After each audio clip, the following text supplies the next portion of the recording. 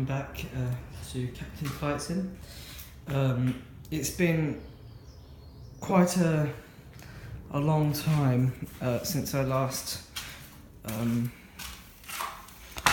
did any work. I've taken quite a long break today,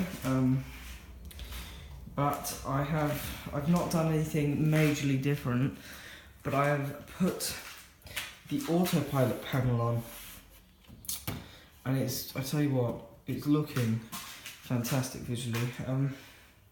I did a test version of this panel underneath, and when it gets painted and when the stickers go on it, it looks absolutely fantastic.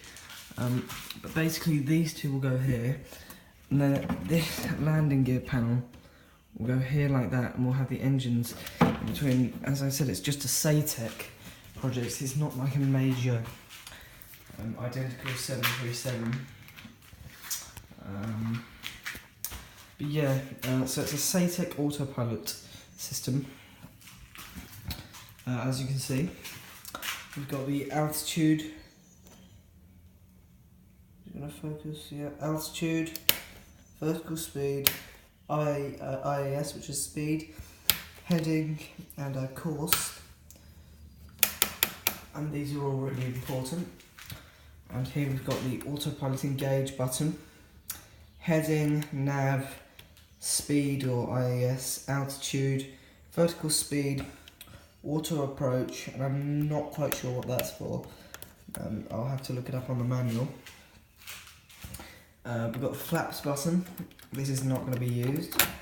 And we've got the trim as well, also probably not going to be used. I may use this trim, but the flaps I'm going to have on the pedestal, the throttle quadrant, which will go just after this.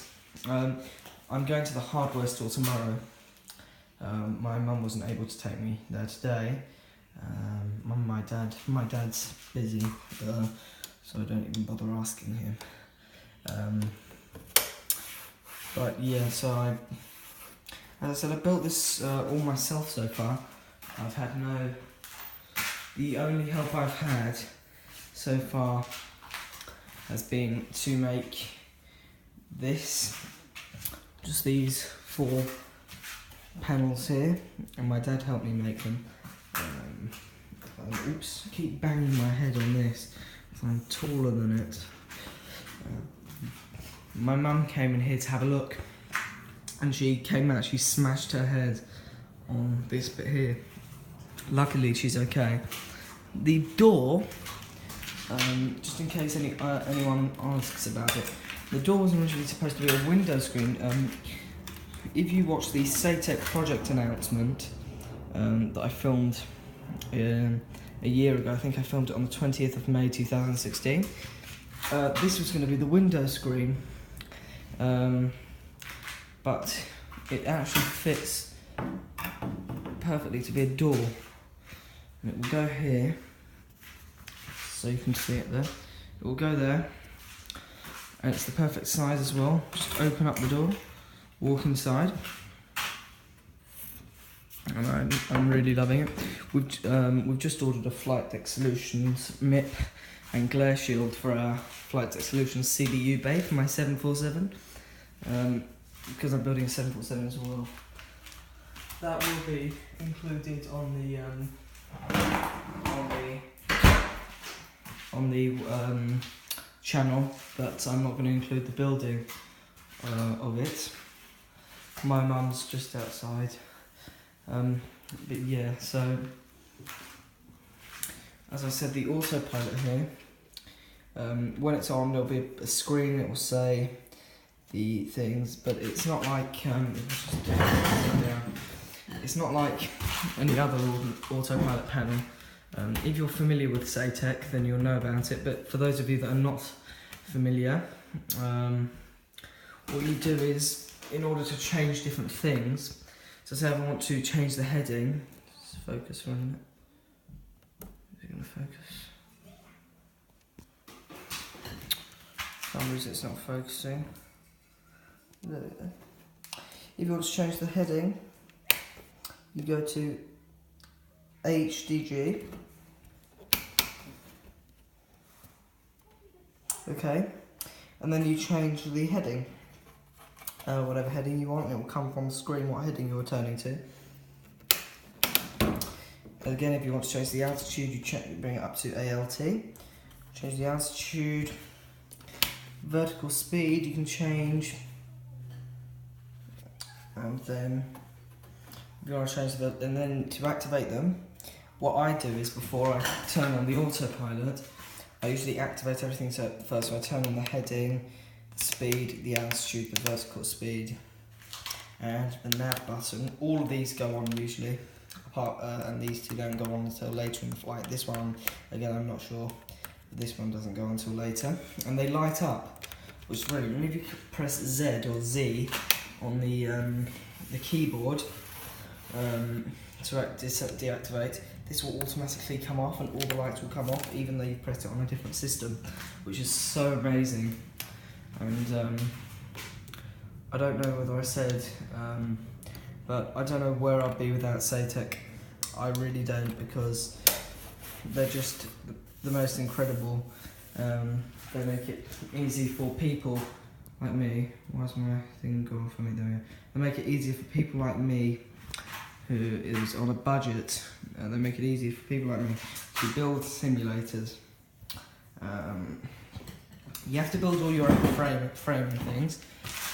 And they don't do a lot for commercial airliners. But yeah, and just to let you know what's going to be happening, underneath here is going to be a piece of wood, balsa wood, like this. And balsa wood is really light, and it's going to go underneath here, like that, and it's going to be painted black, and it's going to go all the way along, all the way to the end, until it ends there. It's going to be painted black, and it's to seal up this huge gap underneath. And then, as I said, we'll have a screen in here. This will look a lot better. I know it doesn't look good at the moment at all. I'm aware of that. But we're going to have an engine checklist here, and above just some fake buttons and things just for fun. And then we'll have the landing gear button and things here. And then in this tiny gap, we'll have the engines for the 737-400. And then I think by the end of this week, not Saturday and Sunday, because I'm going to have to prepare to go back to school. I hate school, but it's only 5 weeks. And then we're off for summer again. We're off for summer, so yep. That's the main part of the sim. And then I've got my overhead. That overhead is printed. I'm going to make another one because I didn't print it correctly. As you can see, I'm not particularly happy with it. And then the overhead will go on. I'll put a few switches on and things. And then over time, when I get more money, I can add more parts to the simulator. But this definitely is the wow factor of it. It doesn't look so as good as what it does in real life, because in camera it doesn't look brilliant, but on screen it looks absolutely fantastic.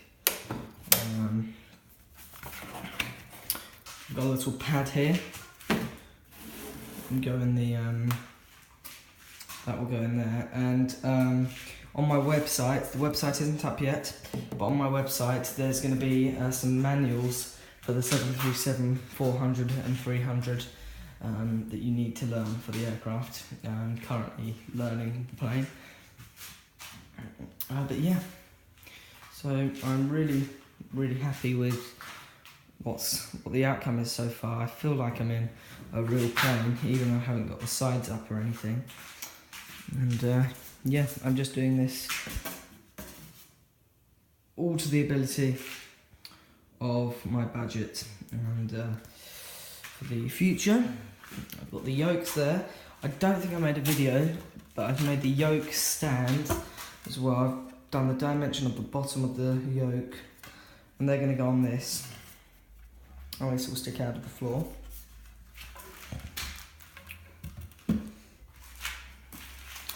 And I've also got over here, it's getting darker over this side of the room, but I've got my Satec throttles.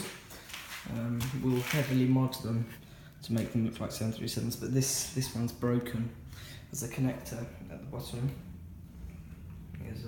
has snapped, so we can't use this one. Maybe we'll use it for fake buttons, I don't know. And then we've got a few keyboards over there, but it's not going to be a keyboard cockpit. And then for in flights, I'm going to put the GoPro up here, one GoPro here, so you can see what's going on. One GoPro here, so you can see what's going on. Another one here, and I'll switch views every 10 minutes or whatever, so one from the overhead looking down on the instruments, and one facing either pilot, so one facing that pilot,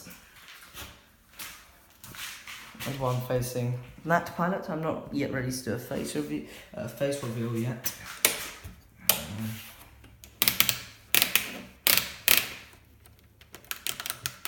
Yep, so we'll try and make this video 12 minutes, and then I'm going to buy real GPS systems to put in there, but we're going to mod them so they only work with FSX.